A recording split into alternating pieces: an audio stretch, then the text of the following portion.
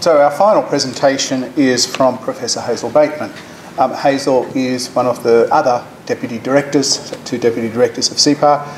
Hazel is Professor in the School of Risk and Actuarial Studies at UNSW, and she's one of Australia's leading experts in superannuation and pensions. Prior to joining UNSW, she was an economist with the Australian Treasury, and her research interests are in the areas of public and private provision for our retirement.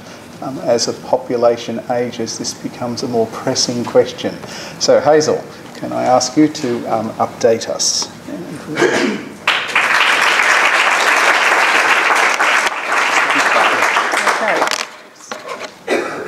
Okay, thank you very much for the opportunity to speak here this morning. It's probably quite unusual to have a talk on finances in NeuRA, but let's hope this is the beginning of things to come. So as Karen mentioned, one of the things that we want to work on in the next phase of CEPAR, so we were funded for another 7 years, we actually want to bring together the work on cognitive decline that Karen's been working on with financial decision making of older people.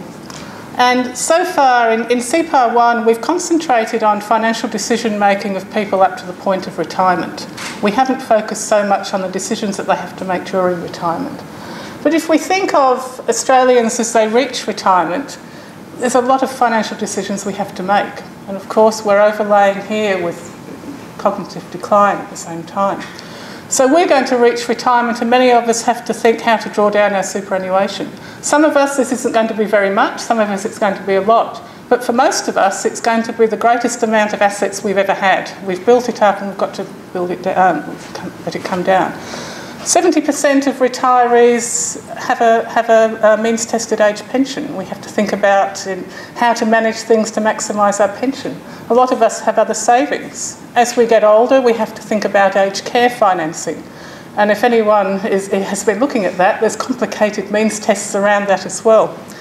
And then with our housing, many of us will reach retirement and we own our house outright. But we have to think about what we're going to do. Are we going to downsize? Are we going to take out a reverse mortgage or equity release? Are we going to move into a retirement village? And as we get older, either us or people who care for us are thinking about whether we should take out residential care. So there's a lot of decisions we have to make. And as I said, these are high-stake decisions. This is a time in our life where we have the most money and also the most discretion over that money. Some of these decisions we can't change. We can't go back. If we reach retirement and we buy a lifetime annuity, it's very hard for us to change our mind later on and say, actually, I didn't want that. And also, if we make financial mistakes, as we get older, it's much more difficult for us to recover. So if we're young and we make a bad investment, we can work longer, we can work harder. When we're older, if we reach our 70s, 80s, we don't have the option of going back into the labour force. We have physical problems and also cognitive issues. Okay, and actually, it's very possible that labour force may not want us when we're 75 either. So most of the work that we've done in the past at CEPAR has looked at financial decisions of people up to around age 65. And irrespective of how old we are, financial decisions are complex. One of the proxies we use internationally for people's capacity to make financial decisions are answers to 3 standard questions on financial literacy. And in 2012, a group of researchers, myself, Susan Thorpe from the University of Sydney and Julie Agnew from the College for William and Mary in the US, we did Australia's sort of contribution to this worldwide study. And we asked a representative sample of Australians 3 questions on that covered interest rates, inflation, and risk diversification. And what we were looking at was the proportion of people who got all 3 questions right. And in Australia, it was just over 40%. And we were quite high internationally. If I was in Russia, only 5% of the population actually got those questions right. But yeah, those questions are very predictive of people's capacity to make financial decisions. And we see that people who do well in those questions are people who engage with their superannuation, who understand their credit cards, who understand the stock market, who understand their mortgages, etc. And we can see here that for all ages, people don't do well in these questions. In our particular study, our older group actually did better than our younger group, which is contrary to international sort of experience. International experience suggests a bit of a hump. Now, we only have 105 people in that 65 plus group, so I'm not going to say that we're different to the rest of the world. This is something we need to do more work on. So in the Australian policy context, how have we helped people with financial decisions up to retirement age? Thinking about superannuation, we have choice architecture. So superannuation is compulsory. We have a compulsory minimum contribution. We have a default MySuper, which is a default asset allocation. So those things are taken out of our hands. We can just set and forget, and the superannuation system looks after us. We also have regulated information provision. So the government has financial product disclosure legislation, key fact statements, to help us understand financial products.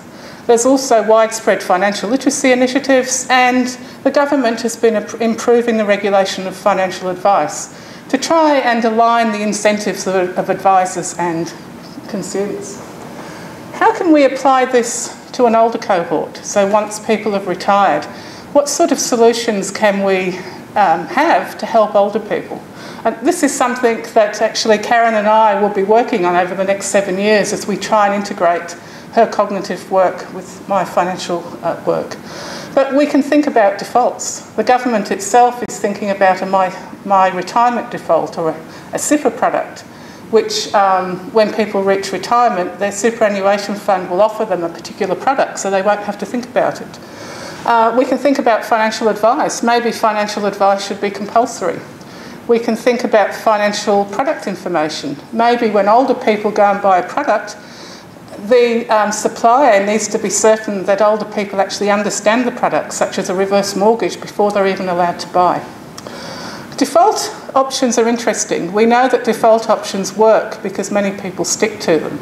And I've just got an example of a study here we did, again, a few years ago, I think about 2012, where we took people approaching retirement and we gave them a hypothetical amount of superannuation, and we asked them to choose between taking a lifetime product, such as a life annuity, and an investment product, such as an account-based pension.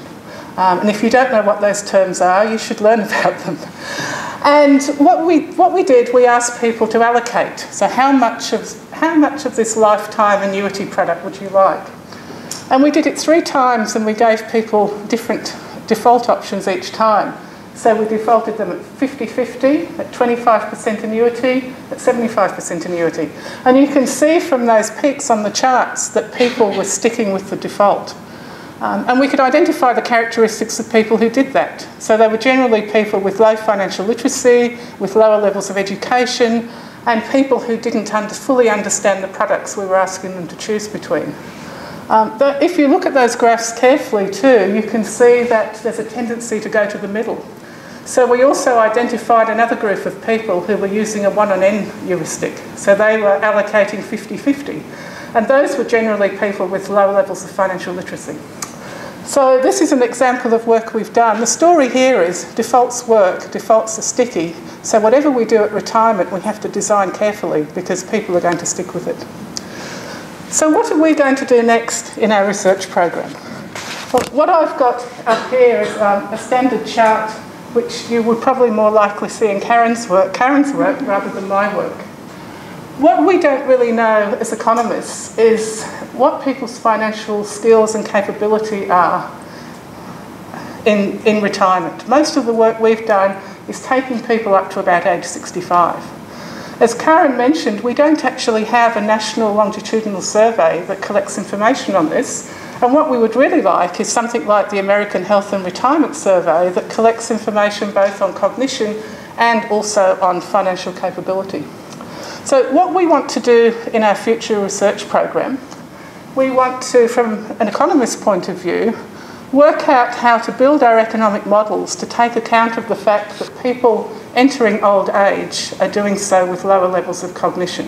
Because our standard models assume that everyone has perfect cognition. What we also want to do is to find out how people are actually making decisions and their capability of making decisions as they enter old age, because we actually don't know that. In CEPAR, we haven't studied that. And then together with Karen, we want to look at solutions. So what sort of interventions can we